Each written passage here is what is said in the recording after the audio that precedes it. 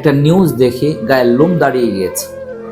আমরা জানি যে মাছ ধরার জালের মাঝে মাছ লাগে, কিন্তু আজকে মাছ ধরার জালের মাঝে 9 মাসের গর্ভবতী একজন মহিলার লাশ পাওয়া গেছে।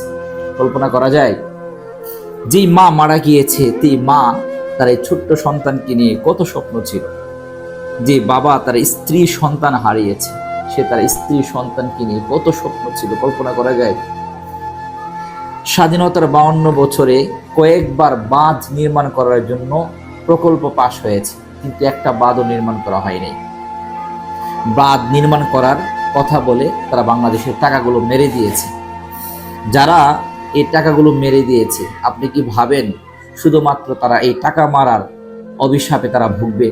শুধু এই বিচার তাদের হবে না, বরং এই বন্যার পানিতে ডুবে যে সমস্ত মানুষগুলো মারা যাচ্ছে, প্রত্যেকটা খুনের দায় তাদের আমলনামায় বর্তাবে। যে সুখের